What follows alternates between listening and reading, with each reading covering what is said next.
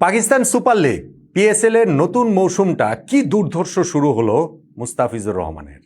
দুটো ম্যাচ খেলেছেন, দুটোতেই দুর্বোধ্য মুস্তাফিজকে পেয়েছেন প্রতিপক্ষের ব্যাটসম্যানরা, যার জবাব তাদের সামনে আসলে ছিল না।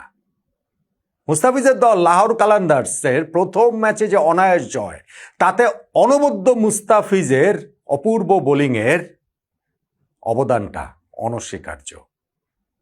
আর দ্বিতীয় ম্যাচে রুদ্ধশ্বাস একটা লড়াই হলো, সেটাতেও তো মুস্তাফিজের দল লাহোর কালান্দার জিততেই পারতো। আর সেটা যদি হতো তাহলে এই মুস্তাফিজের বোলিং হিরোইক্সটা আরো অনেক বেশি করে আলোচনার মধ্যে আসতো। মাত্র 128 রান ডিফেন্ড করেও জয়ের মতো অবস্থায় তারা চলে গিয়েছিল, সেটা যে জিততে পারেনি তাতে আসলে ওই বল টেম্পারিংটাই সর্বনাশ করে দিয়েছে।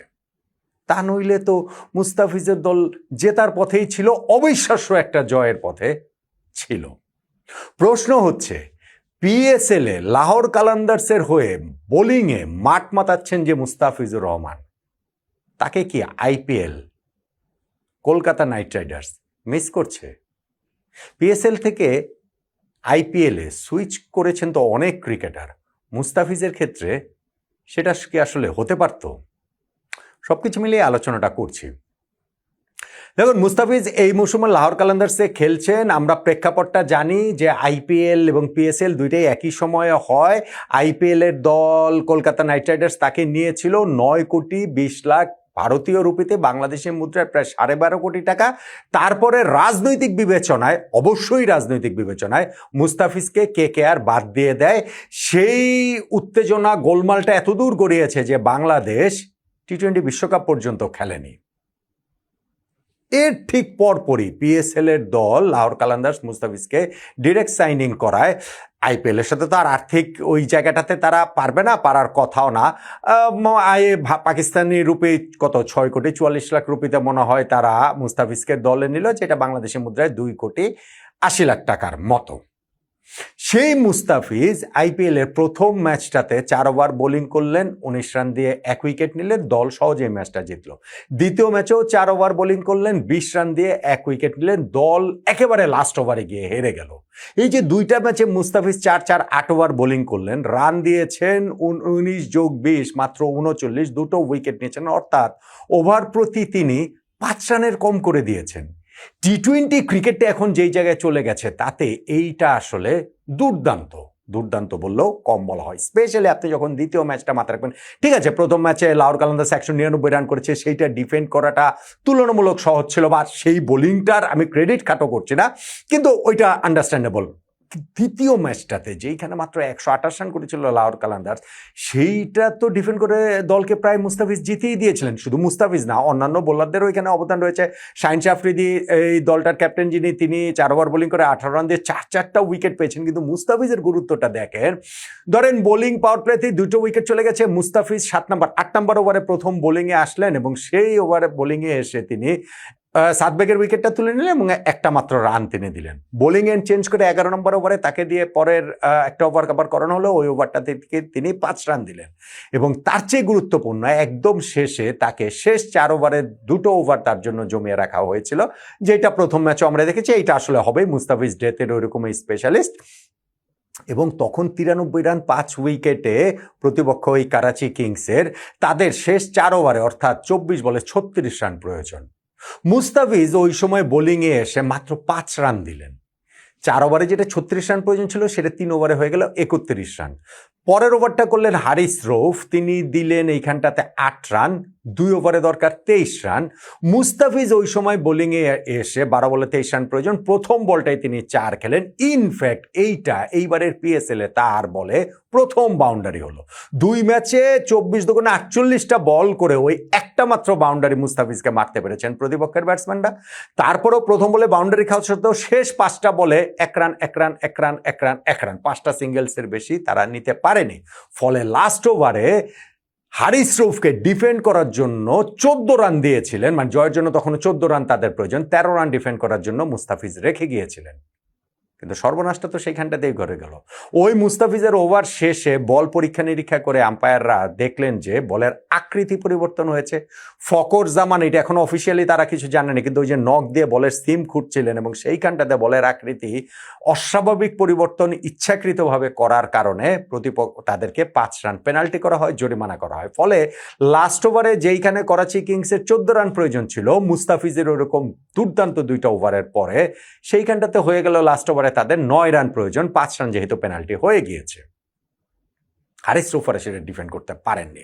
প্রথম বলটাতে সিকান্দাররা যা অসাধারণ একটা ক্যাচ বাউন্ডারি লাইনে ধরেছেন, সেটা ছক্কা হতেই পারত, কিন্তু এরপরে গিয়ে হারিস রুফ একটা ওয়াইড করলেন, 4 খেলেন, ছক্কা খেলেন আব্বাস আফ্রিদির কাছে, ম্যাচটা হেরে গেল লাহোর কালান্দার্স।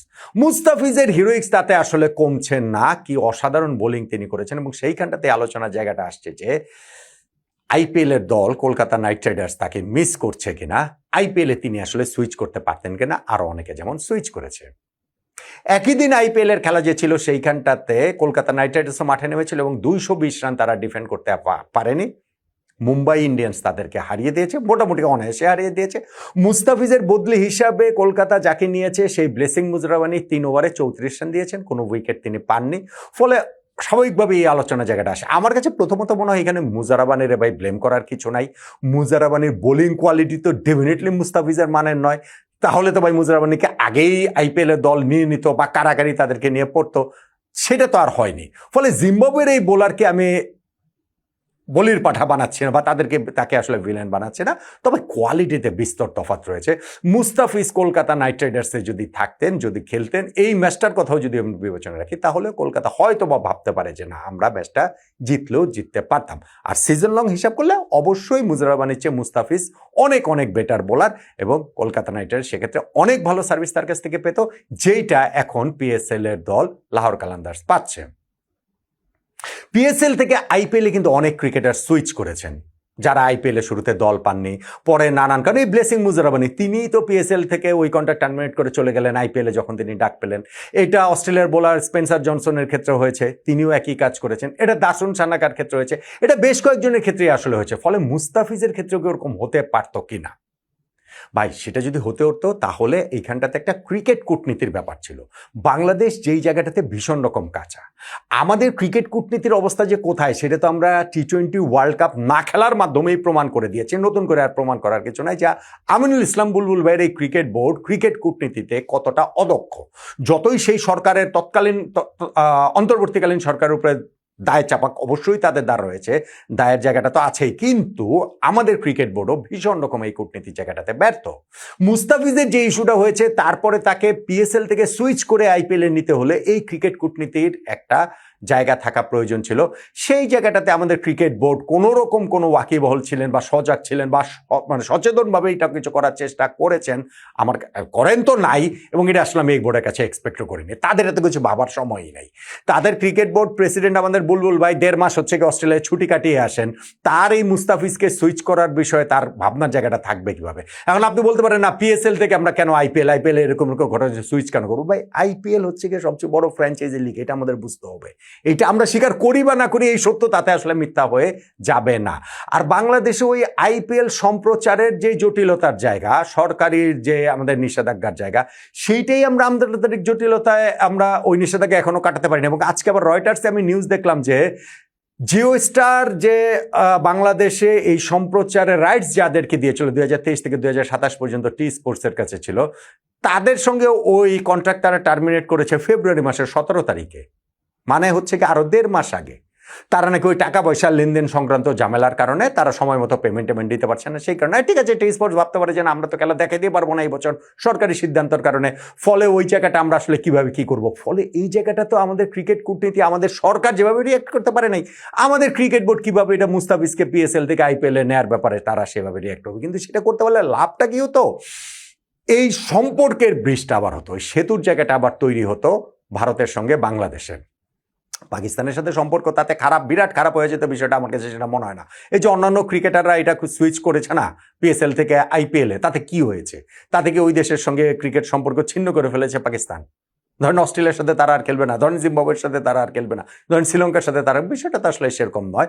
ওইটা করা যেতে পারতো, মানে আমি বলছি না যে এটা ম্যান্ডেটরি, এটা করতে হবে, কিন্তু আমি বলছি ওরকম একটা ভাবনার জায়গাটা থাকা যেতে পারতো, সেইটা আসলে হয়নি। এখন মোদ্দা কথা যেটা, যে অন্ততপক্ষে সিজনের শুরুটা যেরকম হলো, মুস্তাফিজের পিএসএল এ লাহোর কালান্দার্সের যেরকম শুরু এবং ব্লেসিং মুজারাবনির আইপিএল এ কলকাতা নাইট রাইডার্সে যেরকম শুরু, তাতে আমার মনে হয় এই মুস্তাফিজকে কলকাতা নাইট রাইডার্স আসলে মিস করবে এবং তাদের ওই লসটাই, আইপিএল এর দল কেকেআর এর এই লসটা মুস্তাফিজকে রহমানকে না পাওয়ার, এইটাই আসলে লাভ পিএসএল এর দল লাহোর কালান্দার্সের। শুরুটা যেভাবে মুস্তাফিজ করেছেন তাতে এই সিজনের পিএসএল এ মুস্তাফিজের কাছ থেকে এরকম দুর্ধর্ষ পারফরমেন্স ম্যাচের পর ম্যাচ চাওয়াতে লাহোর কালান্দার্সের যেমন ওই প্রত্যাশায় কোনো দোষ নেই, বাংলাদেশের সমর্থকরাও ওই রকম প্রত্যাশাটা তো করতেই পারেন।